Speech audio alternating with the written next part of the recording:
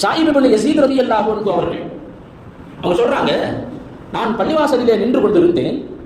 அப்ப யாரோ என்ன ஒரு சின்ன கல்லை என் மேல தூக்கி போட்டு என்ன கூப்பிடுறாங்க.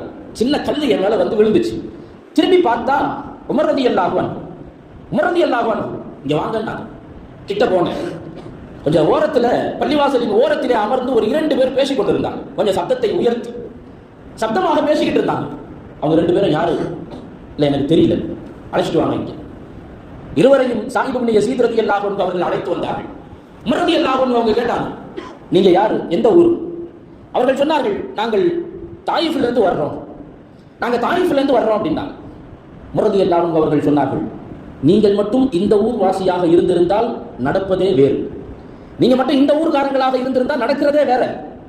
பள்ளிவாசலில் அமர்ந்து கொண்டு சப்தத்தை உயர்த்துகிறீர்களே, உங்களுக்கு என்ன தைரியம், என்ன அலட்சியம் என்று கேட்டார்கள். எப்படி இந்த துணிச்சல் வந்தது? பள்ளிவாசலிலே அமர்ந்து உங்களுடைய சப்தத்தை, வீணான பேச்சுக்களை கொண்டு உங்களுடைய சப்தத்தை உயர்த்துவதா?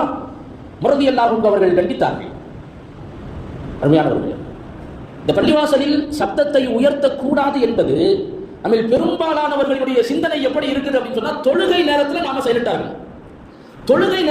சைலண்டா இருக்கணும் என்ற புரிதல் தான் நம்ம பெரும்பாலானவர்களிடத்தில் இருக்கிறது.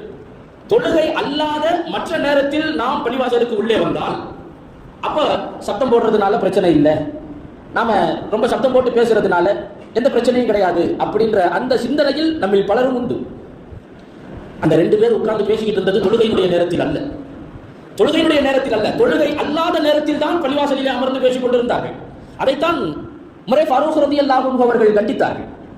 இந்த செய்தி என்னவென்றால், பள்ளிவாசலுக்கு உள்ளே வந்து விட்டாலேயே தேவையில்லாத பேச்சை முற்றிலும் நாம் தவிர்க்க வேண்டும். அது தொழுகை நேரமாக இருந்தாலும் சரி, தொழுகை அல்லாத நேரமாக இருந்தாலும் சரி.